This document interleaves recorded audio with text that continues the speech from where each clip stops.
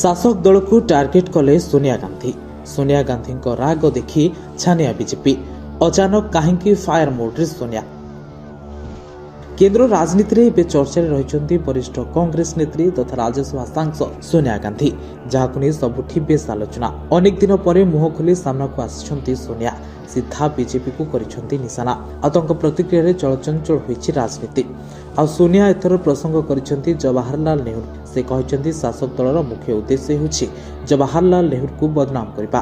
BJP भारतर प्रथम प्रधानमंत्री को अपमानित करुछि एवं बदनाम करथबा नै से अभियोग आनिछंती। जवाहर भवन में नेहरू सेंटर इंडिया रो उद्घाटन उत्सव रे जोगदे सोनिया गांधी कहते नेहरू को अवदान विश्लेषण एवं समालोचना स्वागत योग्य।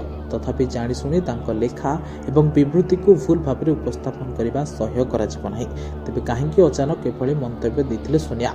कौन रही यार मुख्य उद्देश्य और तार कारण मध्य संपूर्ण स्पष्ट। प्रतिरक्षा मंत्री राजनाथ सिंह नेहरू विषय किसी टिप्पणी देते जहां काउंटर कर सोनिया। राजनाथ सिंह अभियोग करते नेहरू बाबरी मस्जिद निर्माण पर साधारण पांठि व्यवहार करने को चाहते, किंतु सरदार वल्लभ भाई पटेल तांको यह करिबारु बारण करथिले, जहां संपूर्ण मिथ्या कहिछि कांग्रेस।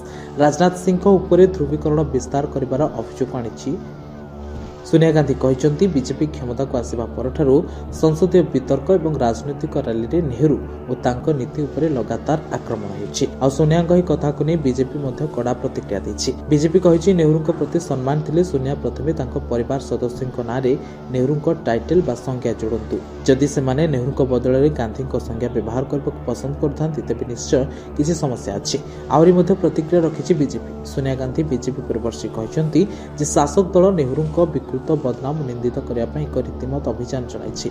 इतिहास को पुनः लिखन कर एक चतुर एवं स्वार्थपर प्रयास में बहुमुखी ऐतिह्य को नष्ट करने लक्ष्य। आज क्षमतार लोक मुख्य उद्देश्य होछि नेहरू को बदनाम करने।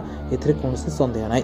से लक्ष्य केवल नाम लिभाई देवा नुहे, बरं आम राष्ट्र जो सामाजिक राजनैतिक आर्थिक भित्तिभूमि पर निर्मित ताहा नष्ट करबा। तेबे नेहरू को नहीं एमती राजनीति केते आगक बढ़ुछि ताहा देखिबाकू बाकी रहिला।